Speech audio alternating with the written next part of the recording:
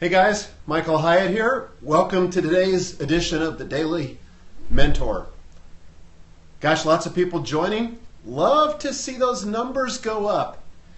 If you've been with us before and you've gotten value out of this scope, I want to encourage you to share it with your friends now before we get started. I love the hearts. Thank you so much. To share this, all you have to do is swipe to the right and hit the share thing there. If you're on an iOS device, if you're on Android, I think you got to swipe down. So if you'd share the love, that'd be great. Where are you guys from today? Oh my gosh, London, Texas. We always have a lot of Texans on here. First time viewer, Aline, good to meet you. Glad you're here today. Where are the rest of you guys from? Florida, Atlanta, Philadelphia, Maine, Kansas City, Ontario, Canada, Brazil. We've had a lot of folks from Brazil, Alabama, Kentucky, fellow Tennessean, Martha's Vineyard, Dallas, Neil's from Copenhagen, again, Trinidad and Tobago, probably butchering that, went by so fast, El Paso, Kansas, Maryland, all that. In case you don't know me, I'm Michael Hyatt.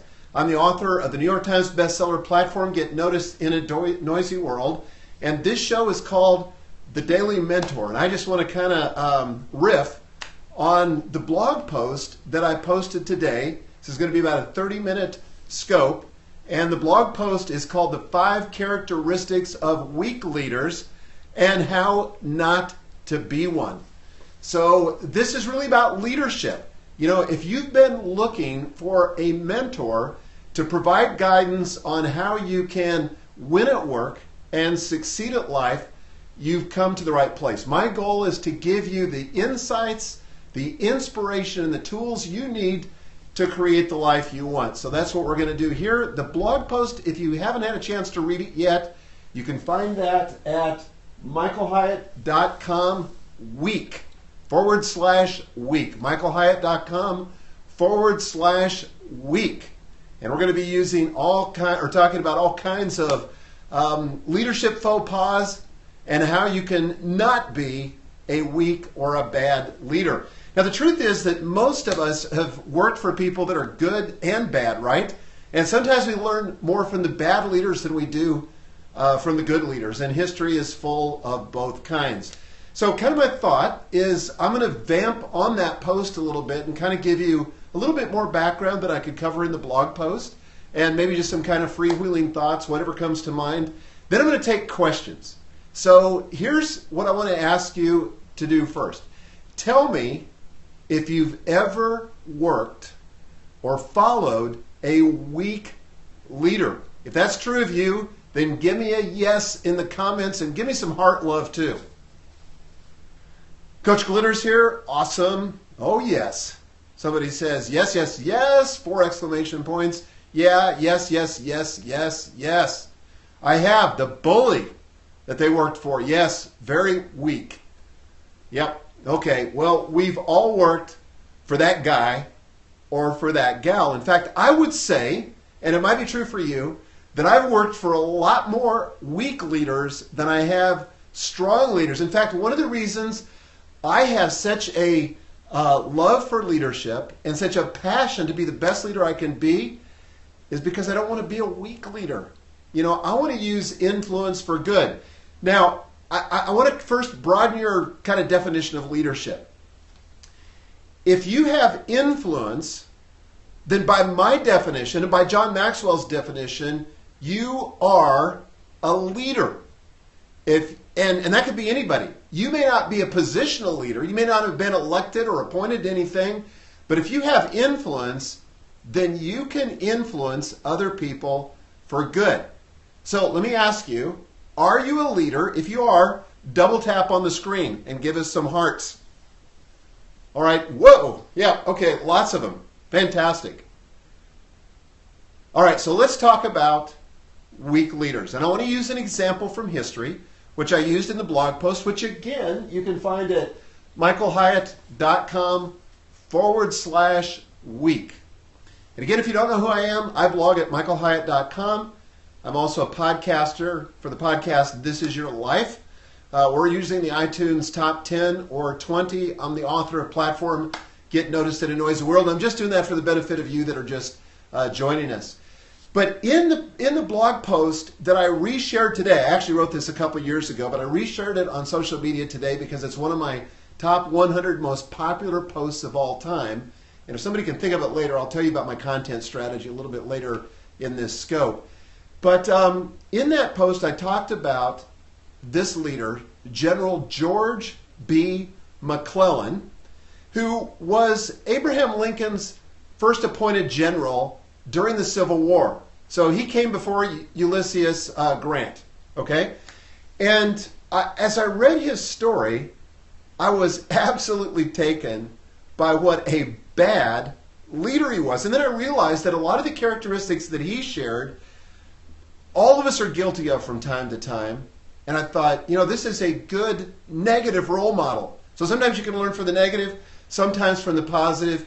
But I want to give you the 5 characteristics of a weak leader based on General George McClellan's life. First of all, number one characteristic of a weak leader is hesitating to take definitive action. I don't know about you, but as a leader, I have a very high tolerance for mistakes. I don't care if you make mistakes. I guess I care, but nothing's fatal. In my company, and my company is called Intentional Leadership, in my company, mistakes are not fatal unless you refuse to learn from them or if you just hesitate to take action. I can tolerate any action, even the wrong action. What I can't tolerate is inaction. And here's the thing that happened with General George McClellan. So he just didn't get in the game.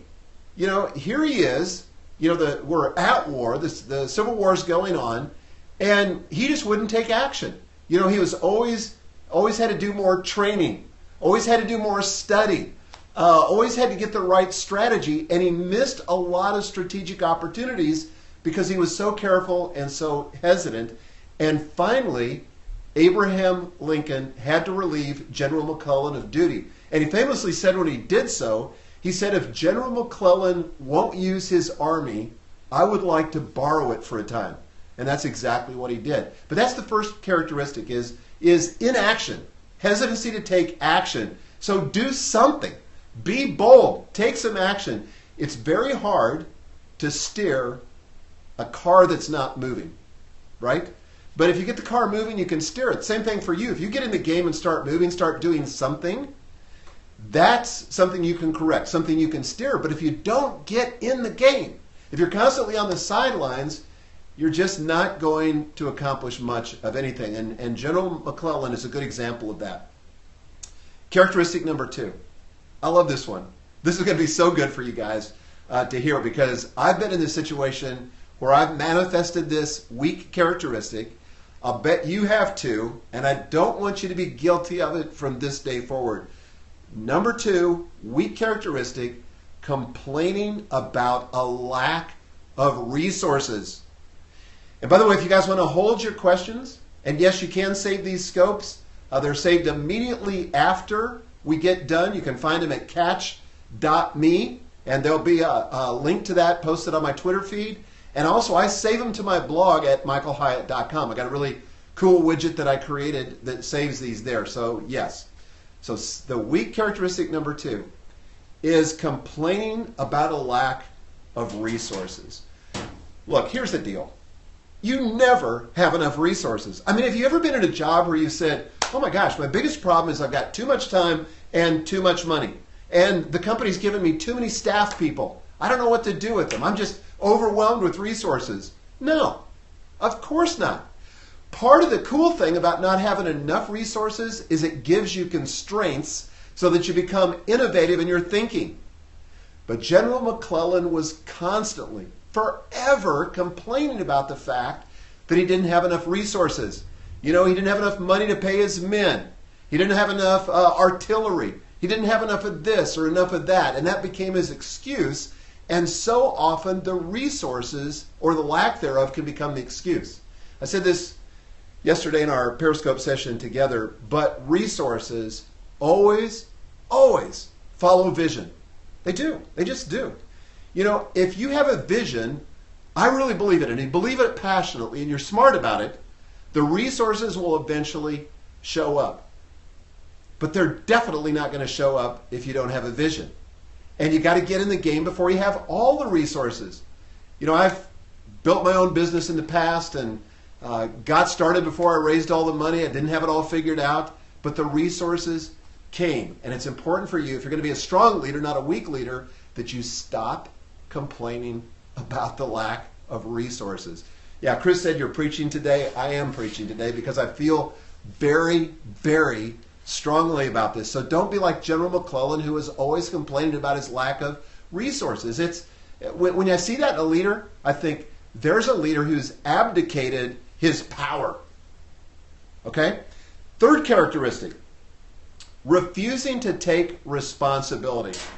Okay, Clay, I am going to preach on, and I'm going to preach on this. This is the third characteristic of weak leaders. It was General McClellan's weakness as well, in that he refused to take responsibility. He always blamed everybody else. You know, it was this person's failure that led to the overall failure. He even blamed the president. Not a good idea if you want job security. This drives me crazy. Got to tell you a story. So back in about August of 2009, we were in the midst of the recession. You remember, right? I've tried to forget it. But I was the CEO at Thomas Nelson. We had a big goal for August of 2009. We had a big goal for our revenue, but we're in the middle of the recession. But that's always one of the biggest months in the book publishing world because we're shipping in our products for the fall season.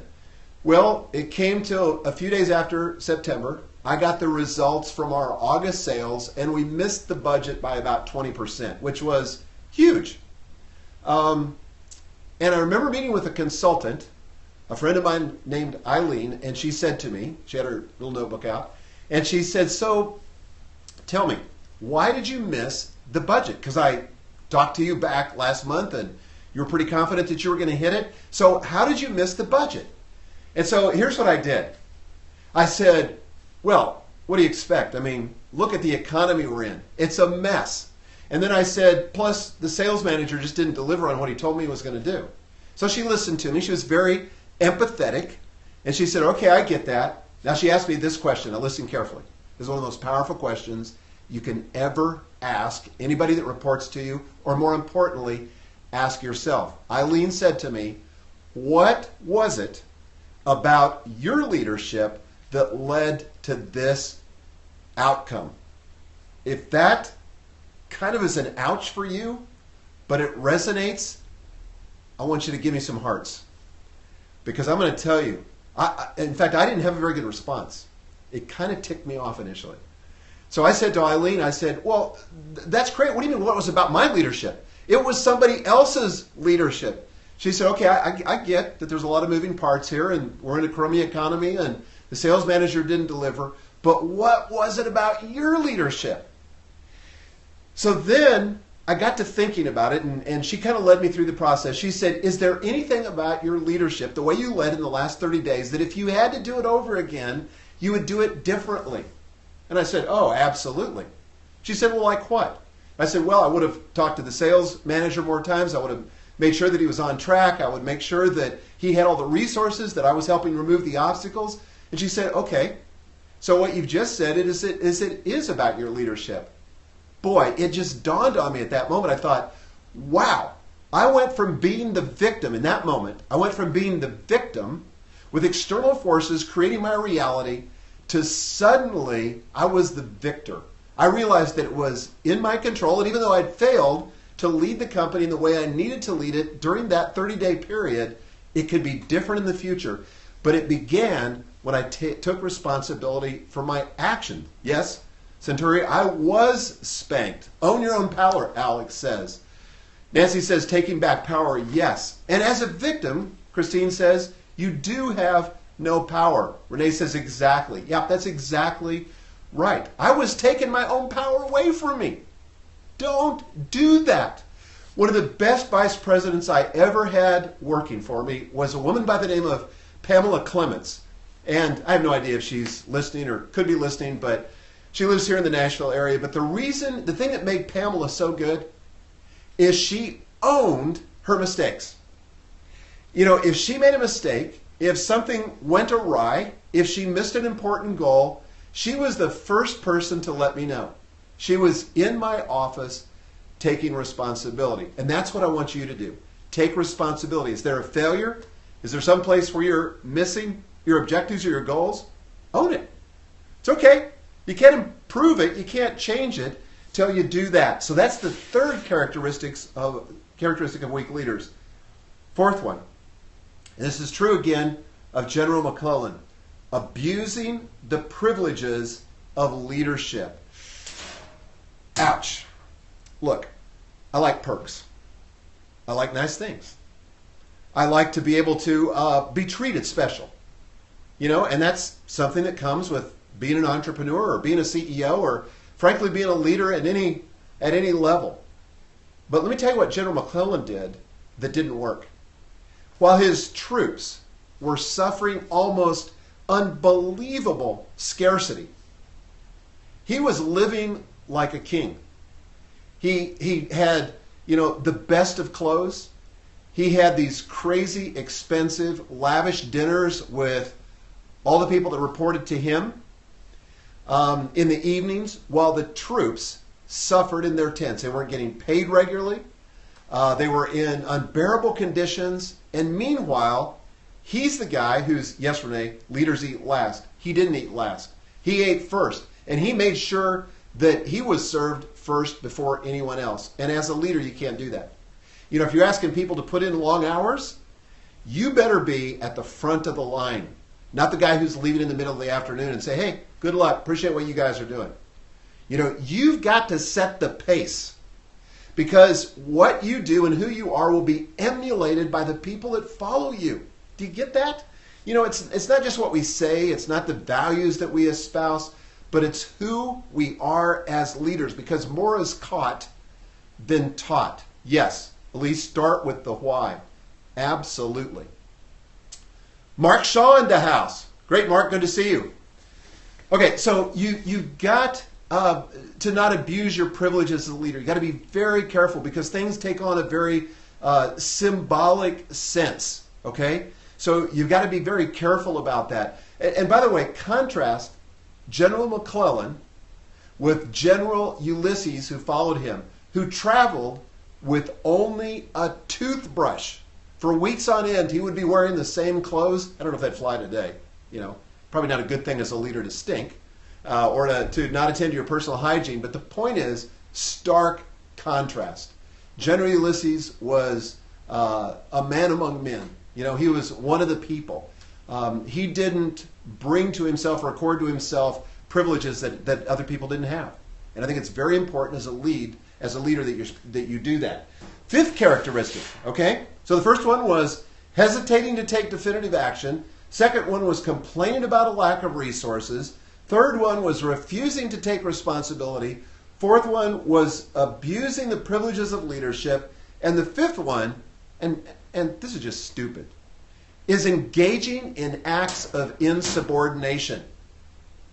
So here General McClellan is out on the, I would say battlefield, but he never seemed to make it to the battlefield. But here he is, the general of the entire Union Army, and he's complaining publicly about Lincoln.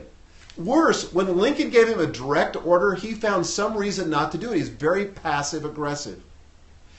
I remember when I took a job in a company this is probably about 20 years ago. I was struck when I went to that company about the culture that they had created, and it was horrible. And hang on just a second while I ban somebody. Some people, it's amazing to me that people have no life and come onto a scope like this and want to use profanity and complain. Well, anyway, I won't give any more attention. But so I'm at this company where I just started. The culture was amazing because people, and amazing not in a good way, people were complaining about the boss openly and publicly. And they would laugh behind his back, make fun of him. And I just thought, wow. First of all, that's not the kind of person I want to be. If I've got a beef with somebody, I want to go to them privately, but publicly I want to support them. And I think good leaders do this. You may have a beef with your boss. You may not agree with everything he or she does. You may disagree with the strategy. You may think they're out of line, whatever. But have the decency to go to them in private. Because that, when you do that, that communicates loyalty. And I've had many conversations in private with a boss that was out of line or that was wrong, and it was well received. Why? Because I didn't publicly embarrass him. And I didn't become party to that kind of negativism by complaining about him when he wasn't present. Let me tell you something. When you complain about people that are not present, what do you think the people that are there think? I'll tell you what they think. They're wondering, what's he saying about me when I'm not present? What's she saying about me when I'm not there to defend myself? Don't be guilty of that. Okay, so I'm going to open it up for Q&A. Here's what I want you to do. If you have a question or a comment, just put 2 questions. Put your name, at least your first name, in all caps. And you may want to copy that to the clipboard if you want to answer more than one question. And then give me your question. That way I can call you out by name. Okay? So Neil says, hope you got my email yesterday. Actually, Niels, I didn't. But when I realized I didn't get it, I mentioned it to my assistant who's on it trying to find it. So we'll figure it out. Questions. Again, 2 question marks. Your name in all caps. That'd be hugely helpful. You made me change my attitude about talking about my boss. Thank you. You bet. Elise says, who is your leader hero? You know, I talked yesterday about my friend Robert Wolgemuth, and I gave an example that's really worth looking at. Chris says, Chris, I lost it. It faded out. Give it to me again, buddy, and I'll answer it. Okay, Kelly says, do you post all these to your website? Yes, I do. At michaelhyatt.com, all of these scope sessions are posted there. And by the way, Sam just said, when is hesitation a good thing? Okay, here's when it's a good thing. Some people initiate action by research. Nothing wrong with that. You know, I'm not one of those people typically. You know, I'm sort of a ready, fire, aim kind of guy, which is not always good either. I know that's a weakness. But yeah, so hesitation, you know, measure twice, cut once is a good thing. It's just that it can't become chronic, okay? So Hardcore Reading says, Coach Glitter, great question. Sorry I missed that. Sam says, thank you. Clay, what can I do to change the atmosphere at my work? Okay, at the risk of sounding really cliche, and also to quote Gandhi, be the change you want to see. Seriously, this is the best leadership practice that you could ever have. Be the change you want to see. Be an example. Be influential. That all by itself is charismatic. Hardcore Reading says, how do we best lead from within? Again, I think being the example. Chris, how do you deal with the boss who says one thing and does another, then micromanages? First thing I would do is I'd have a conversation with him. And I think I'm going to take an entire scope on this particular point. But what you've got to do is show him why his behavior is not going to get him what he really wants. So you always have to frame it. If you agree with this, give me some hearts. But you always have to frame it so it's going to benefit him. You know, to say to him, for example, you know, when you keep asking me about this project, it really kind of takes the life out of me. And I worked for a guy like this one time who was constantly asking me for status reports, so much so that I was spending, you know, half my day doing status reports for the guy. And I think you've got to help that guy, the micromanager, understand that it's actually keeping you from doing your job, moving the football down the field, and accomplishing what he wants to see. Holly says, how do you be a leader as a student in college? Start with influence. You know, be a force for good. For example, I'll give you an idea. Do you think it's a good idea to get up early in the morning and sharpen the saw, as Stephen Covey says, you know, to read? I'm talking about outside of class. To become the person you want to be, to exercise. Then just do that. You'll stand out as a person who is the captain of his or her own life. Other questions? Okay, Neil says, would you consider a sit down with Simon Sinek talking leadership? I would love to see that. Yeah, I would love to do that with Simon as well. He's really a hero of mine. Maddie, is it worth it to try and motivate unmotivated people? I think at some point you have to decide, does this person come with their own batteries or not?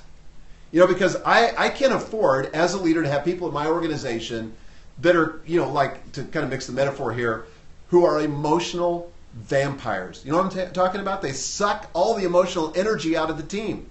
I want people to come with their own emotional resources. And if they're not going to be motivated, look, I can't motivate them. I need self-motivated people. I can inspire you. I can hopefully help you go to another level. But if you're just not motivated, I'm sorry. I'm not going to sell you on why you need to be motivated. Elise says, how can we help our leaders be more self-aware without alienating them? I'll tell you, a lot of leaders are not self-aware. It's not that they wake up in the morning trying to make your life miserable, or they're just mean-spirited. They're just stupid. They just lack emotional intelligence. And sometimes I think you have to have a conversation with them. And by the way, my daughter Megan, who works for me, does this with me pretty regularly.